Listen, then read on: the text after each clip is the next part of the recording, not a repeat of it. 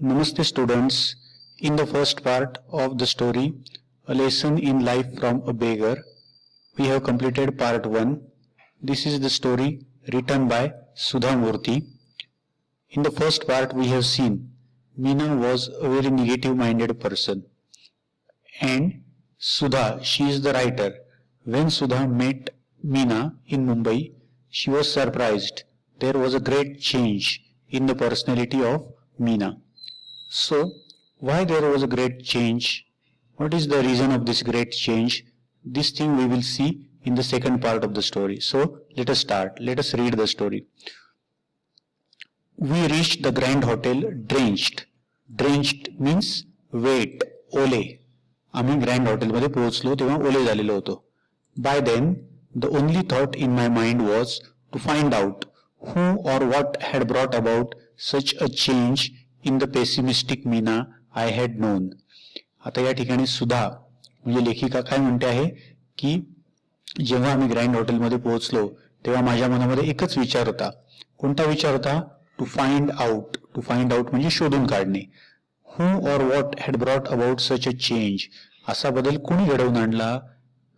कशामुळे हा बदल घडला आहे या नकारात्मक मीनाच्या आयुष्यामध्ये? टू फाइंड आउट म्हणजे शोधून काढणे. Meena I had non. I was quite curious. Curious म्हणजे उत्सुक. मी खूप उत्सुक होते. म्हणजे कोण उत्सुक होतं? Sudha. Tell me Meena, is there a prince charming who has managed to change you so.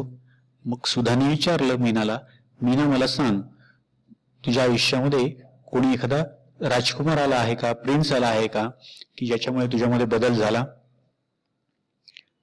विद्यार्थी मित्रांनो, students, look here. You can see this picture.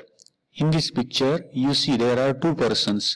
One is Sudha, that means the writer, and the other is Meena. Where are they? They are in the Grand Hotel. आता पुढचा part आपण बघूया. Meena was surprised by my question. माझा प्रश्न ऐकून मीनाला आश्चर्य वाटलं. Meena says, no, there isn't anyone like that, she said. ती म्हणाली, नाही, तसं कोणीच माझ्या आयुष्यात नाहीये. Sudha says, then, what's the secret of your energy? I asked, like Tendulkar does in the advertisement. तुम्ही टीव्हीवरती बूस्टची जाहिरात पाहिलीये. त्याला असं विचारलं जातं, what is the secret of your energy? तसं त्या जाहिरातीप्रमाणे सुधाने विचारलं मीनाला की तुझ्या या उत्साहाचं रहस्य काय? सिक्रेट म्हणजे काय? रहस्य. She smiled. ती हसली. A beggar changed my life. हे वाक्य महत्वाचं आहे. एका भिकाऱ्याने माझं आयुष्य बदलवलं. A beggar changed my life. Beggar म्हणजे कोण? भिकारी. Sudha says, I was absolutely dumbfounded. Dumbfounded means confused. गोंधळात पडली. सुधा म्हणते की मी गोंधळात पडले. And she could see it. आणि तिलाही ते कळलं मीनाला. येस, अ बेगर. शी रिपीटेड. हो, एक भिकारी. तिने पुन्हा एकदा म्हटलं. ॲज इफ टू रिअश्युअर मी. जणू काही ती मला पुन्हा एकदा खात्री करून देत होती त्या गोष्टीची. He was old and use to stay in front of my house with his 5-year-old granddaughter. नाव Meena is telling about the beggar. How was the beggar? Old. तो भिकारी कसा होता? म्हातारा होता. And he use to stay म्हणजे राहत असे. विद्यार्थी मित्रांनो, हा जी यूज टू फ्रेज आहे ना, ही महत्वाची आहे. भूतकाळात जेव्हा आपण एखादी गोष्ट, भूतकाळातली आपली सवय दाखवण्यासाठी आपण यूज टू म्हणतो.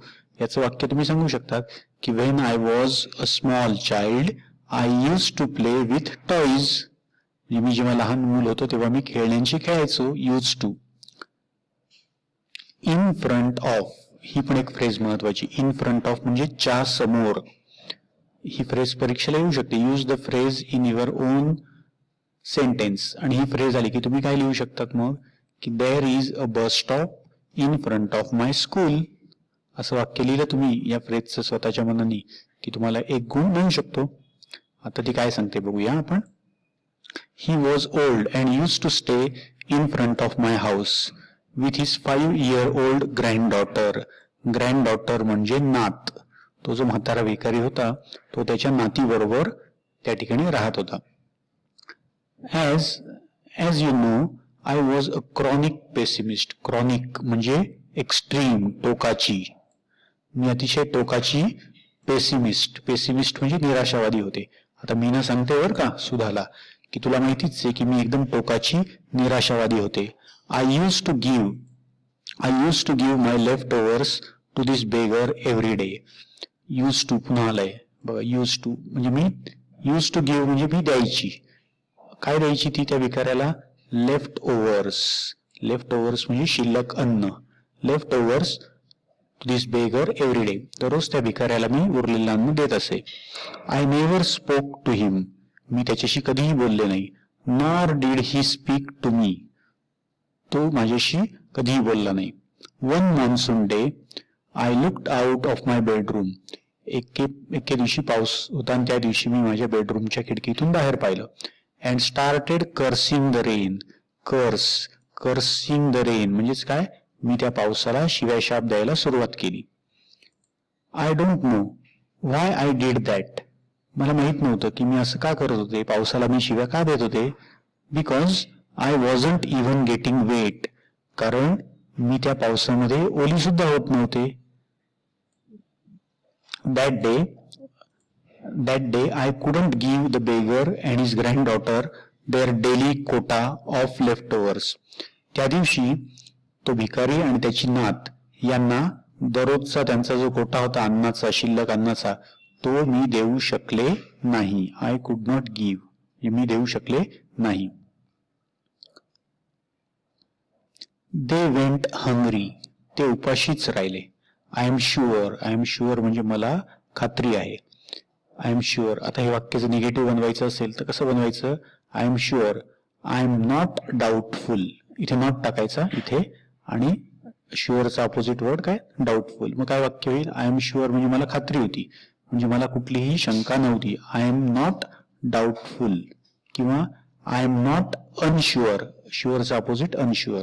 या पद्धतीने आपण निगेटिव्ह करू शकतो. However, what I saw from my window surprised me. मी माझ्या खिडकीतून जे पाहिलं त्यामुळे मी आश्चर्यचकित झाले. The beggar and the young girl were playing on the road because there was no traffic.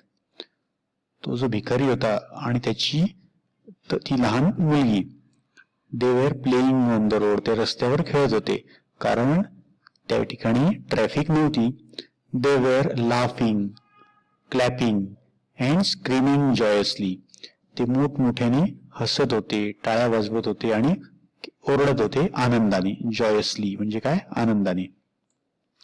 तर विद्यार्थी मित्रांनो, परीक्षेला प्रश्न येतो, actions done by the beggar and the young girl. तो भिकारी आणि त्याची ती नात यांच्याकडून कोणकोणत्या ऍक्शन्स केल्या जात आहेत? बघा, पहिली ऍक्शन कोणती आहे? प्लेइंग. प्लेइंग. दुसरी ऍक्शन कोणती आहे? लाफिंग. तिसरी ऍक्शन कोणती आहे? क्लॅपिंग. आणि चौथी ऍक्शन कोणती आहे? स्क्रीमिंग. हे 4 ऍक्शन्स आहेत. As if they were in paradise. ते इतके आनंदी होते की जणू काही ते स्वर्गात होते, नंदनवनामध्ये होते. Hunger and rain did not matter. भूक आणि पाऊस यांचा त्यांच्यावर काहीही परिणाम होत नव्हता. They were totally drenched. ते पूर्णपणे ओले झालेले होते. And totally happy. बघा किती गमतीशीर आहे ना. ते पूर्णपणे ओले झाले होते आणि पूर्णपणे ते आनंदी होते. आणि इकडे मीनाचं काय होतं? She was not drenched. Meena काही ओली झालेली नव्हती, पण ती कशी होती? Totally unhappy. किती फरक आहे ना. I envied their zest for life. Envied म्हणजे हेवा वाटणे. मला त्यांचा हेवा वाटत होता. कशाचा हेवा? Zest for life. जीवनाचा ते आनंद घेत होते उत्साहाने, त्याचा मला हेवा वाटला. That scene forced me to look at my own life. तर मीना काय सांगते बघा, तो जो प्रसंग होता, ते जे दृश्य होतं, त्यामुळे मी माझ्या स्वतःच्या जीवनाकडे बघू लागले. I realised I had so many comforts. मला जाणीव झाली की माझ्याकडे कितीतरी आरामदायक गोष्टी होत्या. None of which they had. त्यापैकी त्यांच्याकडे कोणतीच नव्हती. नन म्हणजे कोणतीही नाही, कोणतीही त्यांच्याकडे नव्हती. But they had the most important of all assets, पण सगळ्यात महत्वाची संपत्ती त्यांच्याकडे होती. वन विच आय लॅक्ड, जी माझ्याकडे नव्हती. They knew how to be happy with life as it was. ही गोष्ट खूप महत्वाची आहे. दे न्यू, त्यांना माहिती होतं. काय माहिती होतं? How to be happy with life as it was. जीवन जसं आहे तसंच त्याच जीवनामध्ये आनंदी कसं राहायचं हे त्यांना माहिती होतं, आणि ती गोष्ट मीनाकडे नव्हती. I felt ashamed of myself, मला माझीच लाज वाटू लागली. I even started to make a list of what I had and what I did not have. मग मी सुरुवात केली एक यादी बनवायला. कोणती यादी?